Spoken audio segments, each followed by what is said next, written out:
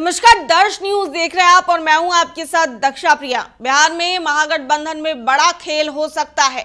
4 तारीख को बड़ी बैठक बुलाई गई है और इस बैठक में शामिल होने के लिए तेजस्वी यादव तो तैयार हैं ही, लेकिन कृष्णा अल्लावरू, राजेश राम, मुकेश सहनी की बात की जाए तो ये तमाम जो लीडर्स हैं ये भी बैठक में शामिल होने के लिए पहुंचेंगे। लेकिन ये बैठक खास इसलिए भी बताई जा रही है क्योंकि कई दिनों के बाद आरजेडी सुप्रीमो लालू प्रसाद यादव स्वस्थ होकर के पटना लौट रहे हैं और वो 4 तारीख को ही पटना आ रहे हैं। अब ऐसे में देखना होगा कि तेजस्वी को क्या गुरु मंत्र आरजेडी सुप्रीमो लालू प्रसाद यादव देते हैं, क्योंकि ये बैठक इसलिए भी अहम मानी जा रही है क्योंकि जो इससे पहले की बैठकें हुई हैं, या फिर दिल्ली की बात कर ले, दिल्ली में मल्लिकार्जुन खड़गे के आवास पे, जो कि कांग्रेस के राष्ट्रीय अध्यक्ष हैं, राहुल गांधी, तेजस्वी यादव, संजय यादव, ये तमाम लोग मौजूद थे।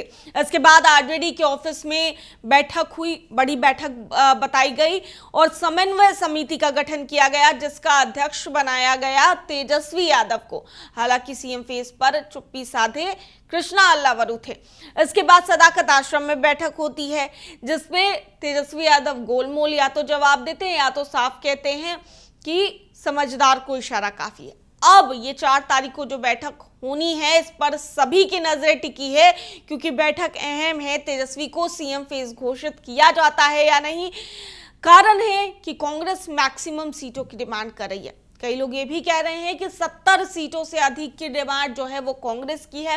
हालांकि वो चाहती है कि 70 सीटों पर एक बार फिर से बिहार में चुनाव लड़ा जाए, लेकिन न केवल 70 सीटों की अगर जो बात की जा रही है कांग्रेस की ओर से, तो अलायंस में कई सारी पार्टियां हैं। मुकेश सहनी की पार्टी है, वो पहले से डिमांड करें। हालांकि कहा यह जा रहा है कि ज्यादा से ज्यादा भी हुआ तो 35 सीटें उनके खाते में जाएगी। हालांकि अभी भी इस बात को लेकर के श्योरिटी नहीं है क्योंकि लगातार मुकेश सहनी मांग तो कर रहे हैं, लेकिन अभी तक कुछ कहा नहीं जा रहा है इसको लेकर के।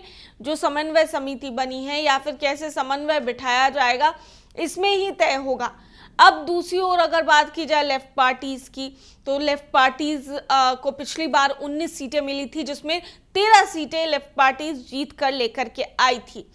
अब अगर बात होती है आरजेडी की, तो आरजेडी जो है वो बड़ी पार्टी है, अलायंस में बिहार बेस्ड पार्टी है, तो ऐसे में इस पार्टी को ज्यादा से ज्यादा सीटें स्वाभाविक हैं कि वो ज्यादा सीटें अपने पास रखेगी। अब जो कुछ नई पार्टियां हैं जो अलायंस में शामिल होने की, जिनकी चर्चा काफी जोरों पर है, वो अगर बात कर ली जाए चाचा पशुपति कुमार पारस के आरएलजेपी की, या फिर बात कर ली जाए पुष्पम प्रिया चौधरी की। जी हाँ, पुष्पम प्रिया चौधरी का नाम हम इसलिए भी ले रहे हैं क्योंकि पिछले दिनों हमसे खास बातचीत में पुष्पम प्रिया चौधरी कैमरे के आगे भी ये कहती नजर आए कि अगर उनकी सोच या फिर उनकी विचारधारा अगर किसी से मिलती है तो वो जरूर उनके साथ अपना अलायंस करेंगी। अब ऐसे में तेजस्वी की खूब तारीफ कर रही थी, तो ये भी कहा जा सकता है कि वो भी तेजस्वी को अप्रोच कर रही हैं और वो भी महागठबंधन का हिस्सा हो सकती हैं। तो अब देखना होगा कि जितनी छोटी छोटी पार्टियां हैं वो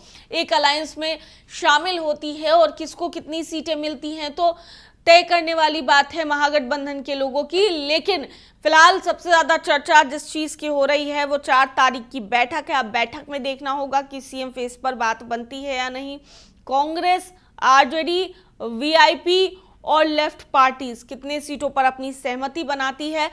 फिलहाल इस बैठक पर सबकी नजरें हैं। आरजेडी सुप्रीमो लालू प्रसाद यादव भी पहुंच रहे हैं। सामाजिक न्याय के नेता, उनके समर्थक उनको कहते हैं। पॉलिटिक्स में जो उनका दिमाग है वो अलग तरीके से चलता है, ये भी कहा जा सकता है।